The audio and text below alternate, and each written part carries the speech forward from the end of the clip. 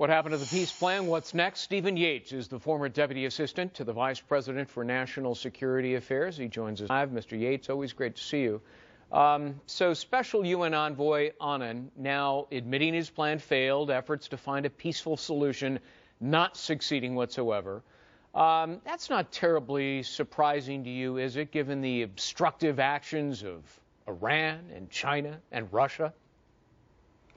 Correct. It's not surprising, but it is a bit refreshing for Kofi Annan to at least acknowledge that both China and Russia have been obstructing things through the Council, and also to acknowledge that Iran has been playing an unhelpful role.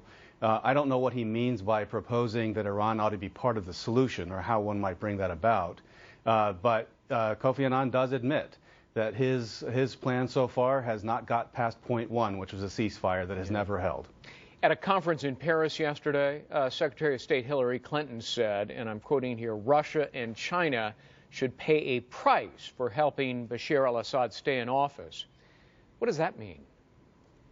That's an excellent question. I think every Syrian is wondering as well, because it's unclear to me what price the United States is prepared to impose on Russia and China, or whether Secretary Clinton is suggesting other people should impose a price.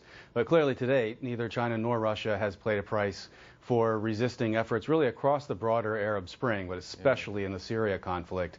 I think that this is that empty talk that that unfortunate gentleman in Syria was talking about. I want to come back to a point you made at the outset, Kofi Annan insisting his plan can still be salvaged somehow if, according to Annan, Iran is part of the solution. I mean, given Iran's nuclear ambitions, given its history of supporting terrorism and its vow to annihilate Israel, would any participation by Iran, officially or unofficially, be a mistake? I just don't understand how that could possibly work. I mean, Iran obviously has used Syria as a proxy in a number of ways. It used Syria as a proxy in the war against us in Iraq.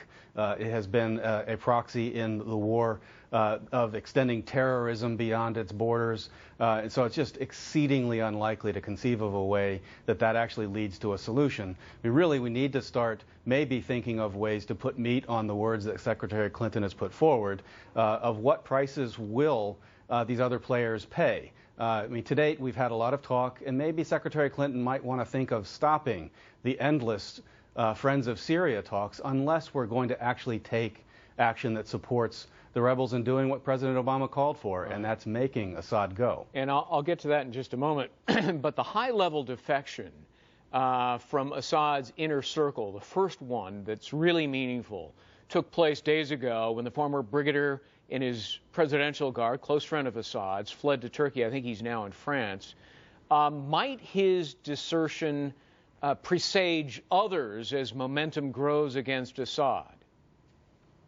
I think that Turkey, of all of the powers in the region, has the strongest and clearest national interest in trying to shape an outcome in Syria in a post-Assad world.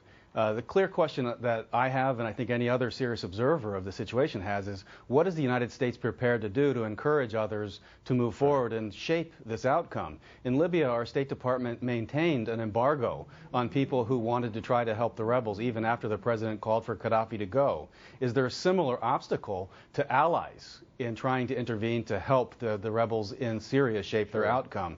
They need clarity. And I think with that clarity, allies like Turkey might actually have the will and capability to make a difference. Well, it was the French, I would remind our viewers, that actually led the intervention in Libya.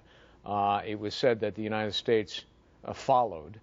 And now we know the new French president, Hollande, is calling the crisis in Syria, and this is an important quote, a threat to international security and peace. The quote is important because, as I understand it, and you would know this better, the unique language in Chapter 7 of the UN Charter allows for military intervention by virtue of that language. Should the nations who acted to stop the massacres in Libya now consider doing the same in Syria?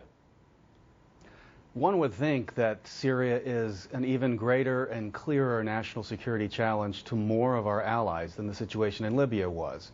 And given the fact that there was a nuclear plant that the North Koreans had helped to build, that the Israelis had to take out, the collusion with Iran on terrorism, war, and other kinds of things, I mean, this really is very high on the charts of danger. It's complicated, yes, but you would think that that is, in fact, as you suggest, careful language meant to send a signal. But I think at this point, tough people like Assad aren't necessarily susceptible to signals. They need to see that we have the power and the will to move in a decisive way, and I don't think they're seeing it. Yeah. A few well-placed bombs seem to motivate Muammar Gaddafi. One wonders what it would do to Bashar al-Assad. Stephen Yates? Exactly. Thanks very much. Thank you, Greg. Well, back to